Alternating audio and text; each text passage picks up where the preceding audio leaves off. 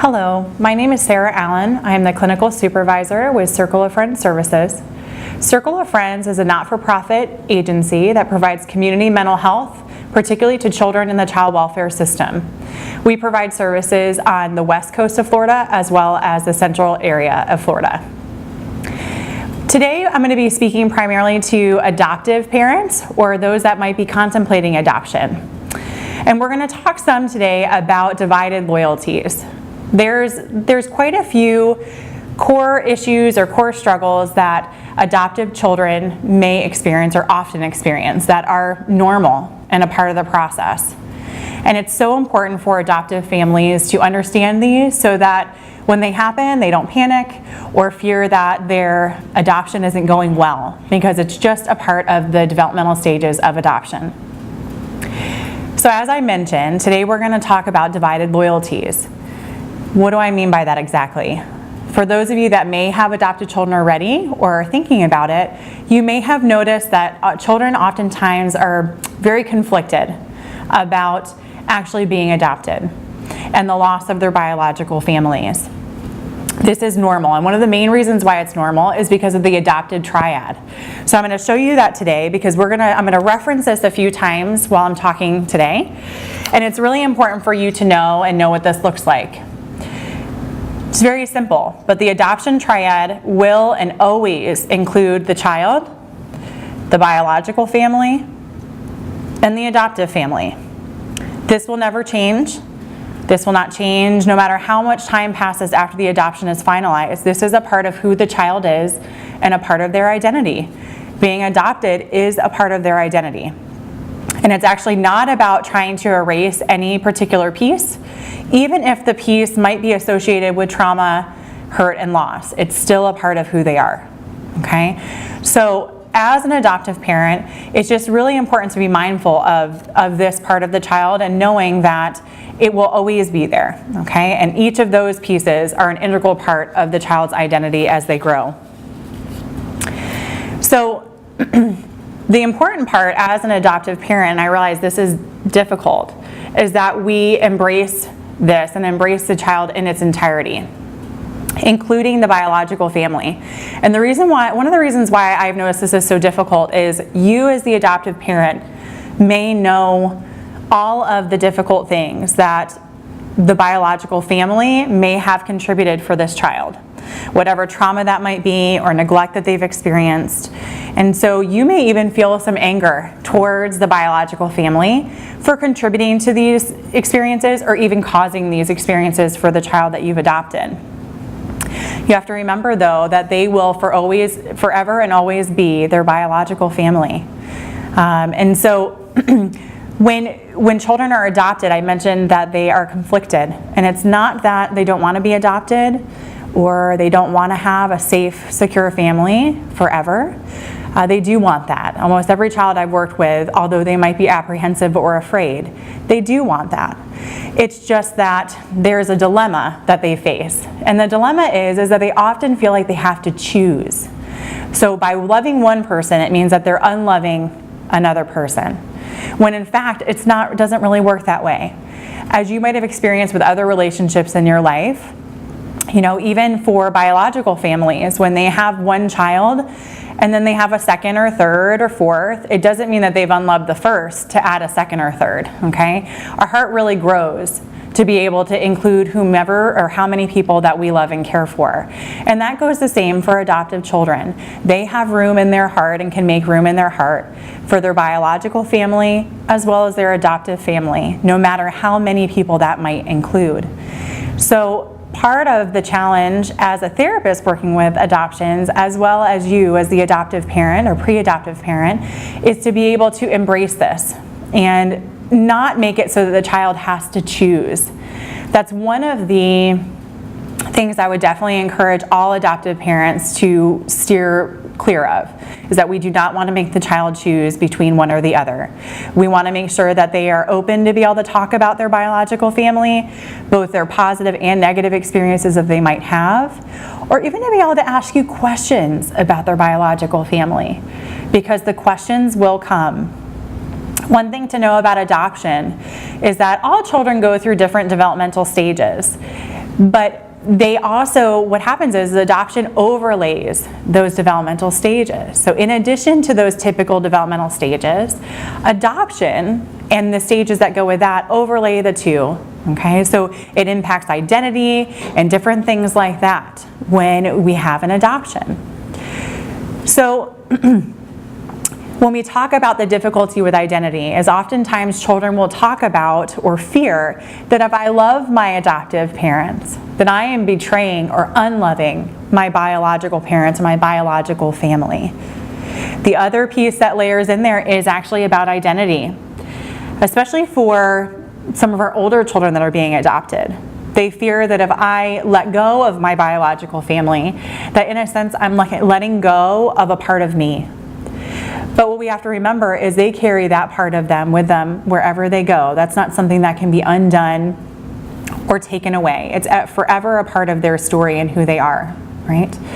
So we have to be able to help them with that and even help them deal with the feelings of betrayal or fear or loss, right?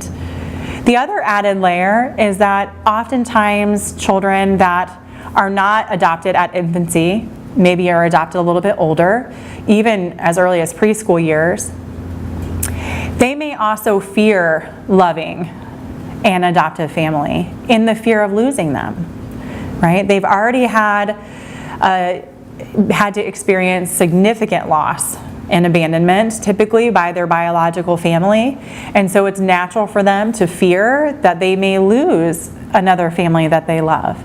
So you might also experience some apprehension from them in regards to that, and really letting their guard down and helping them to be able to process these anxieties and feelings that they have. One note that I also want to make is the idea of the idealized biological parent. And this happens often when adoptions are early. So when a child is adopted prior to them being able to recall or even remember knowing or being with their biological parent.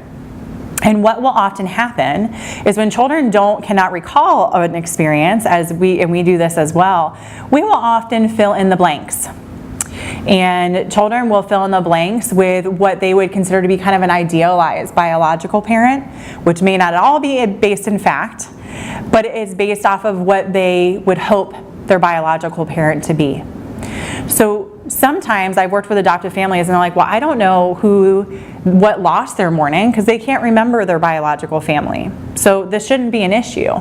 Well, the reality is it is, because there is still this biological family out there, and it's the one that they've kind of created in their mind. And so we still have to help them with these divided loyalties or loss and grief over their biological families, no matter how young they might have been adopted. When I work with adoptive families or parents, they say, well, great, this is something that I have to deal with forever then. And it is something that goes along with them forever, but it's actually a really beautiful thing. And the good news is you have a very important hand in helping them through this process. Know that it's normal, and know that these divided loyalties and these conflicted feelings that they have, they are normal. And to be honest with you, they are going to go through these stages and explore these core issues really with or without you. And it's always best situation if you're along for the ride and if you help them through that process rather than them having to figure it out all by themselves. So as an adoptive parent, what can you do, right? One of the biggest things, and I've already reiterated a few times already, is to know that it's normal, to expect it. To expect that this is going to happen at some point in time. For those of you that have little ones that you're adopting, it may not happen maybe even until they're a little bit older, okay?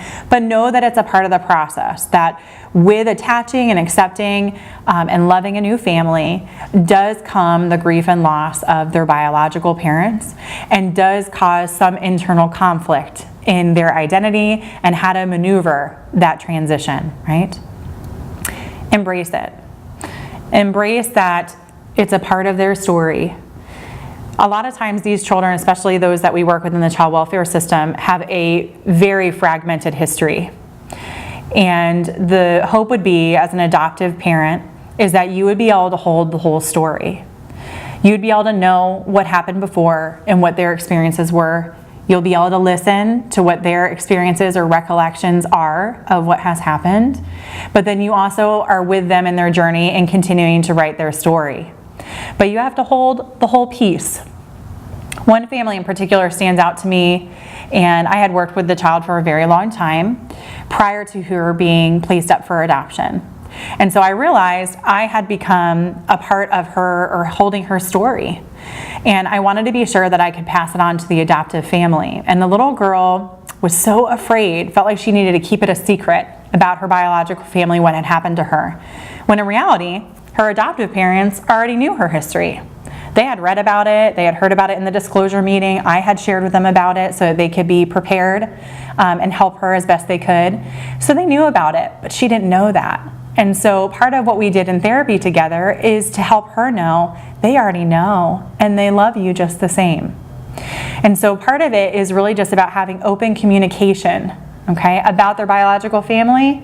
Be open to talk about whatever loss and anger and hurt that they might feel, or fear that they might feel, as well as being able to answer any questions that they have. It's really important that you don't necessarily require for them to get rid of everything that they were given by their biological parents. You might want to keep some pictures that they have, or a photo album that they might have brought with them, because when they do ask questions, you can share these things with them, and again, help bring cohesion to their story and even normalize their story. Okay, this is a normal process. I'm just going to reiterate again the importance of not making them choose one or the other. Okay, it's really important as the adoptive parent. I recognize the things that I'm asking you to do today, or encouraging you to do today, they're hard. You have become so invested and love the child that you're caring for and have adopted very much. And so the stakes may feel very high for you, and it might become intimidating to allow them to have open conversation about their biological parents, and even to share about the loss that they have from them. And so it's really important that you are also able to be aware of your emotional reactions to the child when they're talking to you and asking you these questions. Be aware of when you begin to feel your own hurts or own fear of loss of this child as they talk about the biological family, or even sometimes feeling that the child might be ungrateful for what you have provided for them. It's not that they don't love you, it's just that they're still having to work through the loss of their biological family. Right? And so it reminds me of another family I was working with, and the child has a photo album of when she was a baby. It's the only thing that she has of her biological family. And they kept it for her, which is wonderful, and they will show it to her every once in a while, and I will even work with her in therapy on it. And she'll say, "That's my favorite photo album." And the adoptive mom, at first, it was painful. So we have all these wonderful photo albums, all these things that we've done together. Why is that one her favorite? And I said, it's the only one she's got of that kind, right? It's not that she doesn't love the other ones or cherish and love the experiences that she's had with her adoptive family. It's because that's the only one she has. And so the value is very important for this little girl, right? So it's important, even though it's very difficult, not to take it personally. It's really a part of the process, and some of this has to do with things that came way before you might have ever been involved in the child's life. It's also really important, last but not least, for you to have a good support system, right? So that you have someone that you can talk to and even vent to about the challenges that might come. And so that you can even get through these feelings, to allow for there to be continued open communication with you and the child about their history and about these divided loyalties that they might have. I just want to thank you for being an adoptive parent or considering being an adoptive parent. You are so incredibly valuable to the child that you have in your home. And thank you for listening today.